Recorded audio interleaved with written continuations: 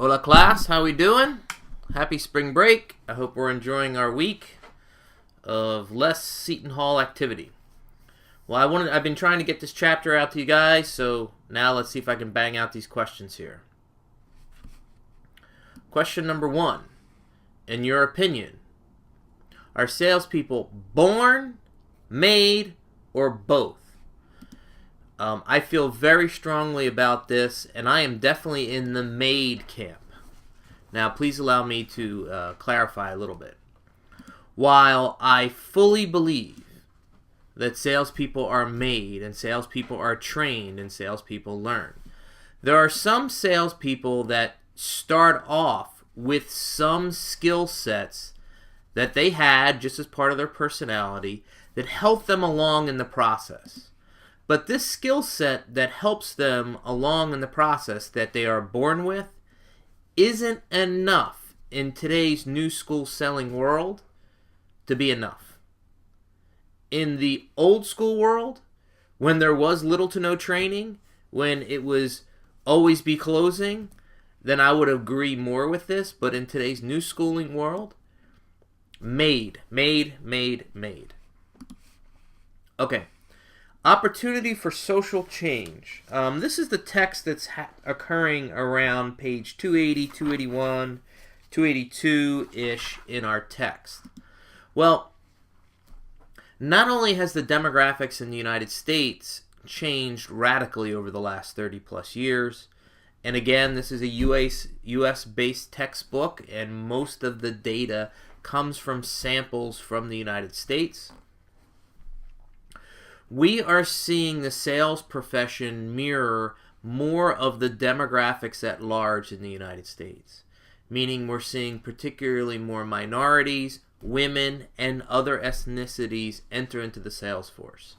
If we went back to the 60s, the 70s, and even a little bit in the early part of the 80s, the sales force was white men, and that was it.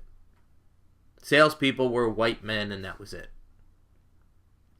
That's not the case as much anymore.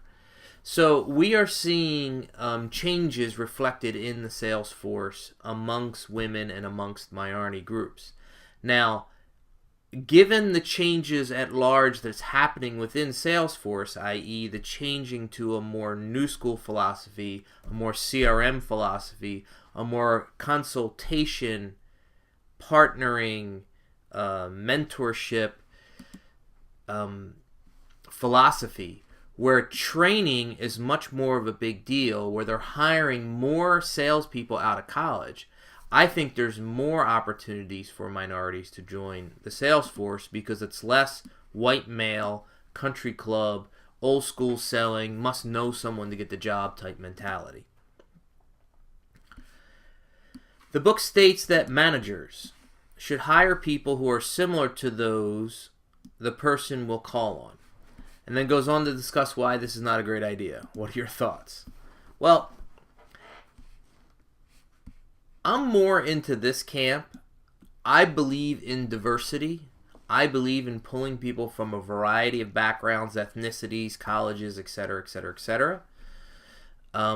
Especially since that this is my main mental model. I'm a professor. I'm a teacher. I believe we learn to do things. So that's where my head's at here. Now, you'll see some contradictions in this chapter, and we're going to go through a few more. It just goes to show that the literature is not keeping up with what's happening out there. More and more studies keep occurring, and I'm going to go through that more in some of these other questions.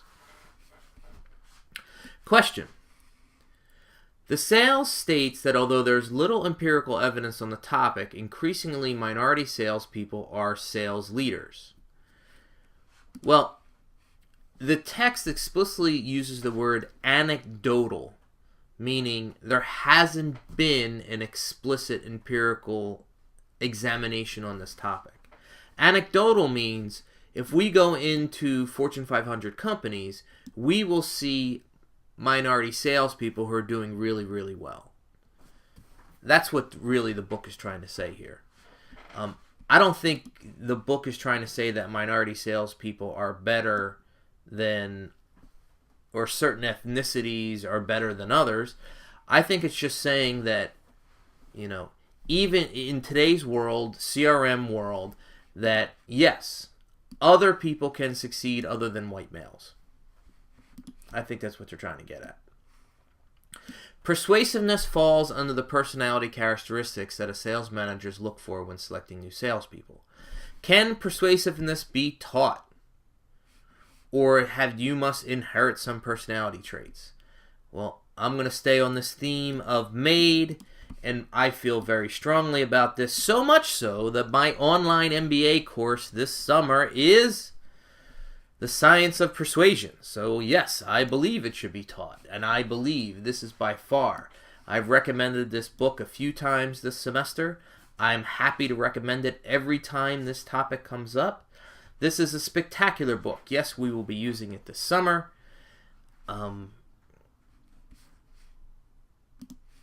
There is no question that I believe that persuasiveness can be taught. You don't have to be an extrovert to be persuasive.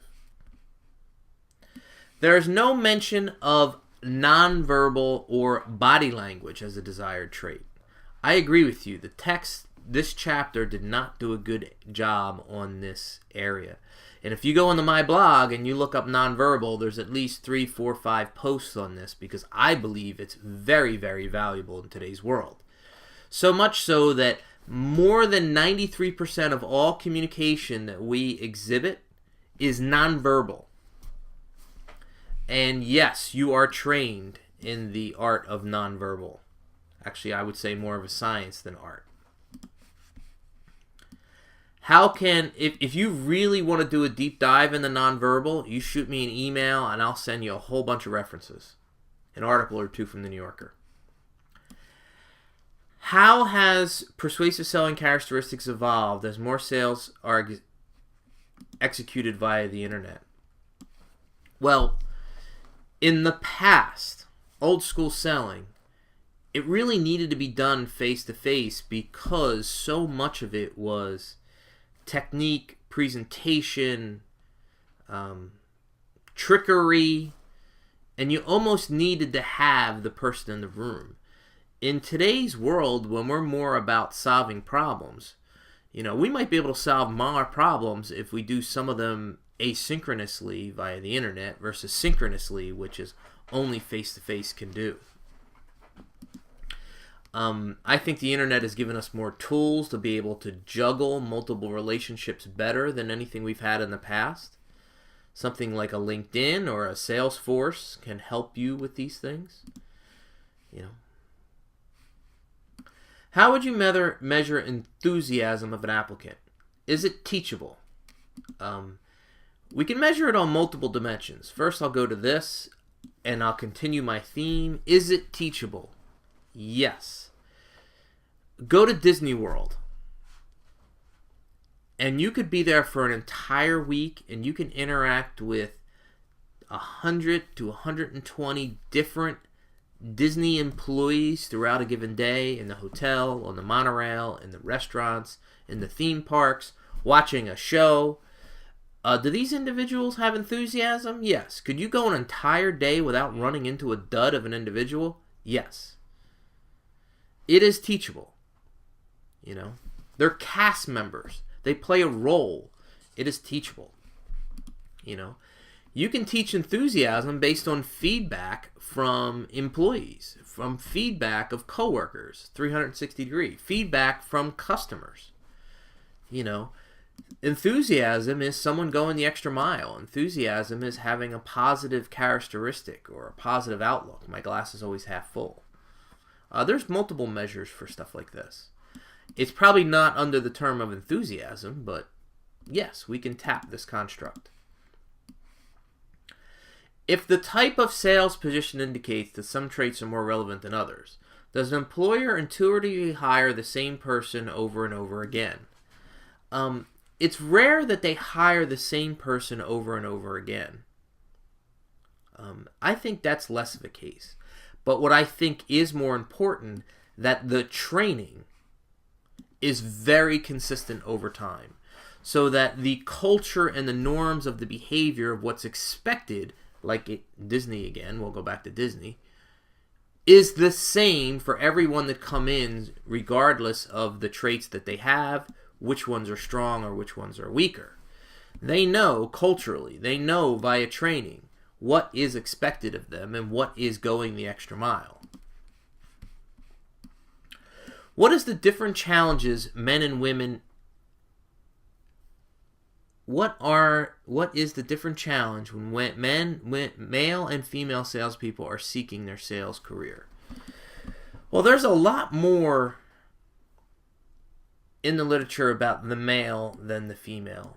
And I admitted the other day when I did my super topic talk that I did not do a good enough job in the back end of that paper explaining why high-performing sales women are less likely to leave the firm.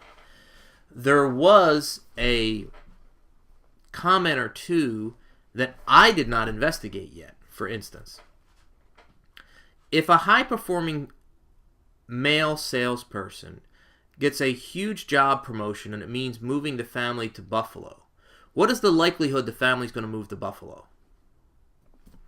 If a high-performing saleswoman gets a promotion to move the family to Buffalo, what is the probability that the family's going to move to Buffalo? It may be the case that in households where the wife is the high-performing person, yet there is a two-income scenario. I would like to see the data whether more people move when the wife is offered the job versus when the male is offered the job. I don't know the answer to that question. But we're thinking that in double-income families where both are rising the career ladder, that I don't know how likely it is the family is to move. I really don't. That's something that needs to be investigated. That's something that needs to be investigated.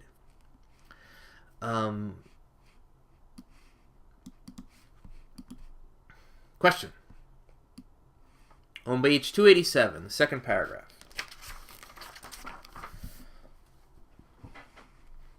Regarding personality variables, it states that recent research shows that cooperativeness is having a strong connection to sales success. Although in the scales variable section on page 286, it says that interpersonal skills do not have a strong related to sales performance. All right. Now, cooperativeness is an explicit construct. I could go and do a search and come up with the items that measure cooperativeness. Interpersonal skills is a broad bucket of things that include many different things. Maybe cooperativeness is one of them. Hold on one second. Sorry about that. Interpersonal skills, could be a whole range of different things. For instance, it could be eye contact, it could be nonverbal.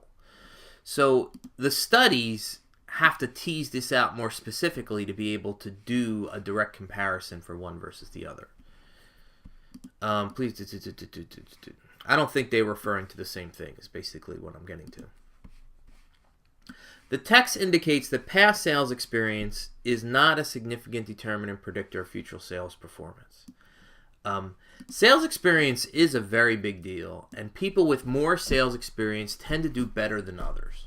Now, just because someone has a lot of sales experience, as soon as they start a new position, they do have to acclimate to the culture and adapt to the selling of the products and the new clients of the new employer.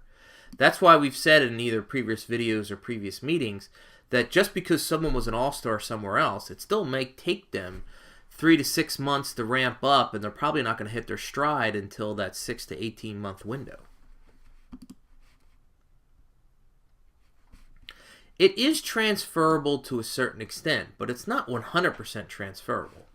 There's other dynamics at play.